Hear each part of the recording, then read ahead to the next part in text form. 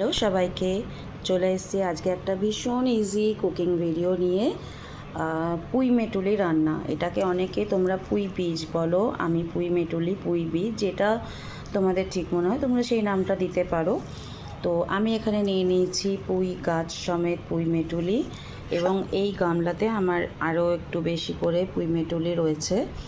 সাথে নিয়ে নিয়েছি আলু, এবং আমি এবারে আজকে এটাকে সিম্পলভাবে রান্না করে তোমাদের সাথে শেয়ার করব।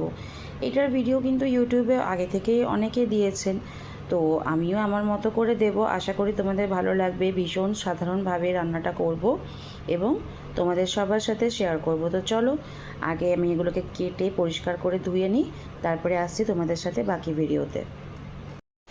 চলে এসেছি আমি কিচেনে। আমি পুঁই মেটুলিগুলোকে এইভাবে কেটে নিয়েছি।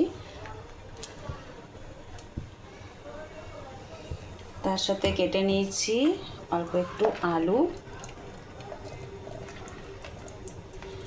আমি গ্যাসে কড়াই বসিয়ে দিয়েছি। কড়াই একটু গরম হলেই আমি এখানে দিয়ে দেবো সর্ষের তেল।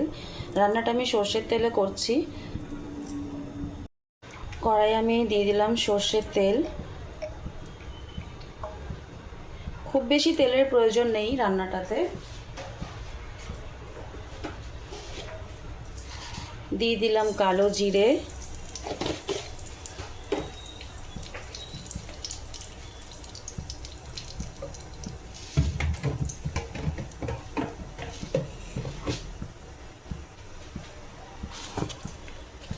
দিয়ে দিলাম দুটো শুকনো লঙ্কা।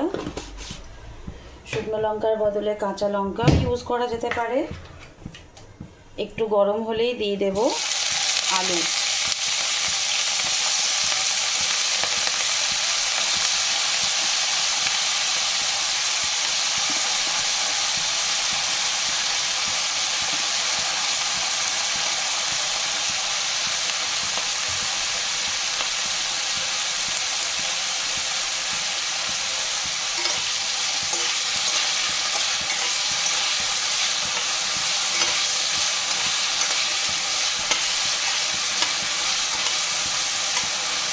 এরপরে দিয়ে দেব কেটে রাখা পুঁই বীজ বা পুঁই মেটুলি।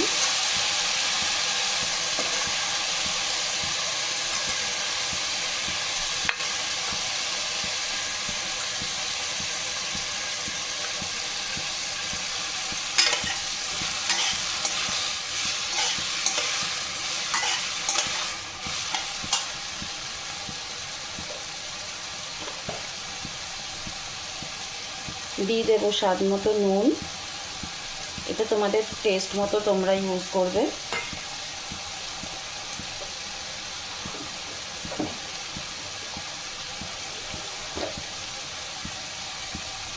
আর দিলাম সামান্য হলুদ। হলুদটা একদম সামান্য দিলাম, কারণ পুঁই বীজের থেকে একটা নিজস্ব কালার বেরোয়, যেটা ভীষণ সুন্দর।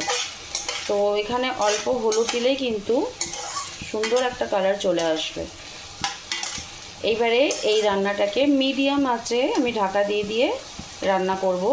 এখানে কোনো জলের প্রয়োজন নেই। এটা কম আছে, মানে মিডিয়াম আছে, তোমরা ঢাকা দিয়ে দিয়ে ভাজা ভাজা করে রান্না করবে। তো চলো, আপাতত এটাকে আমরা একটুক্ষণ ঢাকা দিয়ে রান্না হতে দিই। 5 মিনিট পরে দেখো পুঁই বীজের একটা নিজস্ব কালার বেরিয়েছে। তার সঙ্গে আমি সামান্য হলুদ অ্যাড করেছিলাম। এটা একটা সুন্দর কালার হয়ে গেছে। আলুগুলো কিন্তু 50% কুক হয়ে গেছে। আমি আরও কিছুক্ষণ এটাকে এইভাবে নেড়ে নেড়ে পুরো ভাজাটাকে নরম করে নেব। ফিরে আসছি ফাইনাল লুক নিয়ে। দেখো আমার ভাজা কিন্তু কমপ্লিট। তোমাদের আমি আলুগুলোকে কেটে দেখিয়ে দিচ্ছি কীরকম সিদ্ধ হয়ে গেছে। এই দেখো আরামসে কিন্তু আলুগুলো আমার কেটে যাচ্ছে, তার মানে আমার রান্নাটা কমপ্লিট। এবারে আমি এটাকে সার্ভিং বোর্ডে ঢেকে ঢেলে তোমাদের সাথে শেয়ার করছি। রেডি হয়ে গেছে আমার পুঁই বীজ বা পুঁই মেটুলি যাই বলো, সেটা দিয়ে আলুর ভাজা।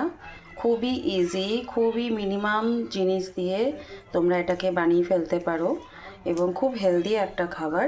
আশা করব তোমরা প্রত্যেকে ট্রাই করবে এবং আমাকে কমেন্ট করে অবশ্যই জানাবে। রেসিপিটা ভালো লাগলে অবশ্যই কমেন্ট করবে, শেয়ার করবে। Thank you.